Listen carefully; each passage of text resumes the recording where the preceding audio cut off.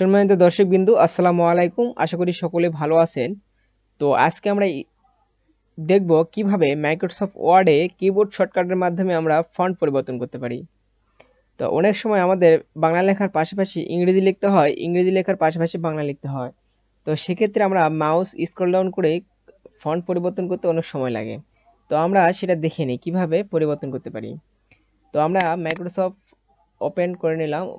Word open করে নিলাম। তো ওপেন করার পর এখানে দেখেন ক্যালিবারি বডি লেখা আছে। তো আমি যদি এখানে ইংরেজি টাইপ করতে চাই তাহলে আমাকে নিউ রোমান ফন্টটি সিলেক্ট করতে হবে।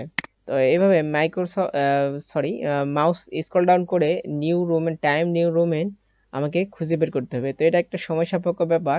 তো আমি কিভাবে কিবোর্ড শর্টকাট এখানে টাইম নিউ রোমান নিয়ে আসতে পারি। তো দেখেন আমি একটা কিবোর্ড শর্টকাট ইউজ করলাম। তো এখানে আমার ফন্টটি অলরেডি টাইম নিউ রোমান হয়ে গেছে, ঠিক আছে। তো আবার যদি আমি অর্থাৎ আমি বাংলা লিখবো, আমি কন্ট্রোল অল্টার বি, এই যে আমার কিবোর্ডটি বাংলা হয়ে গেছে এই কোণে।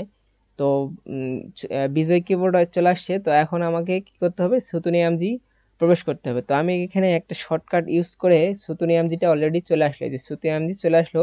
আমি এখানে সুতুনিয়ামজি দিয়ে আমার একটা টাইপ করলাম, এটা হয়ে গেল, ঠিক আছে। তো আমি এই একই সাথে আবার কি করব, আমি ইংরেজি টাইপ করব, ঠিক আছে। তো আমি আবার আমার কিবোর্ড শর্টকাটটি দিয়ে দিলাম।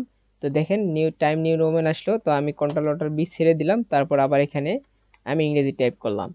তো এভাবে আমরা কিবোর্ড শর্টকাটের মাধ্যমে অনায়াসেই মাইক্রোসফট ওয়ার্ডে বাংলা ইংলিশ দুইটাই লিখতে পারি। তো এই কিবোর্ড শর্টকাটটি কিভাবে তৈরি করতে হয় সেটা তো আমাদের প্রথমে যে কাজটি করতে হবে, তো এই যে একটা চিহ্ন বা বার দেখতে পাচ্ছেন। তো এখানে ক্লিক করলে এখানে লেখা আছে মোর কমেন্টস, ঠিক আছে। তো এই মোর কমেন্টসে ক্লিক করার পর এখানে দেখবেন কাস্টমাইজ রিবন, ঠিক আছে। তো এই কাস্টমাইজ রিবনটা আরেকভাবে আপনার যদি এইটা না থাকে তাহলে কিভাবে পাবেন। তো আপনি ফাইলে ক্লিক করবেন। তো ফাইলে ক্লিক করার পর এই যে লেখা আছে অপশনস, ঠিক আছে, সবার নিচে নিচে লেখা আছে অপশনস। তো এই অপশানে ক্লিক করার পর এখানে আবার সেম এই একই কাস্টমাইজ রিবন। তো এই কাস্টমাইজ রিবনে ক্লিক করার পর তো আপনাকে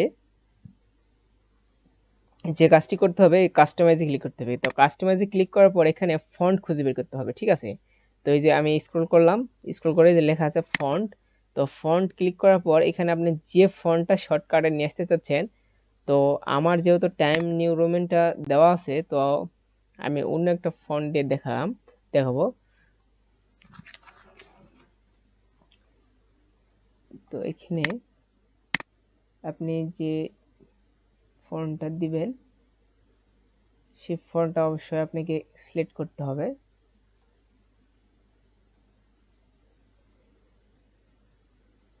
এই যে টাইম নিউ রোমান, ঠিক আছে। তো আমি এটা যেহেতু আমার দেওয়া আছে আমি এটা দেব না। তো অন্য একটা দিয়ে দেখাই। তো ধরুন আমি যে কোনো একটা দিয়ে নিই। তো ধরে নিন আমি এই যে ভ্যানি, ঠিক আছে। তো ওই ভ্যানিটা দিলে না, আমি এখানে সিলেক্ট করলাম।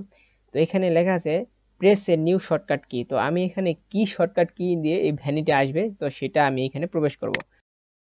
তো আমি ধরে নেন কন্ট্রোল ভি, ঠিক আছে। তো কন্ট্রোল ভি যদি দিই তাহলে ভ্যানু আসবে। তো আমি কন্ট্রোল ভি একসাথে চাপবো, এখানে কন্ট্রোল ভি চলে আসলো। তো আসার পর আমাকে কি করতে হবে, এখানে এই যে অ্যাসাইন করতে হবে, ঠিক আছে। তো আমি এটা অ্যাসাইন করে দিলাম। তো অ্যাসাইন করে দেওয়ার পর এই যে এইটা কারেক্ট কি চলে আসলো। তো এখানে ক্লোজ করে দিলাম। ক্লোজ করার পর এখানে ওকে করলাম।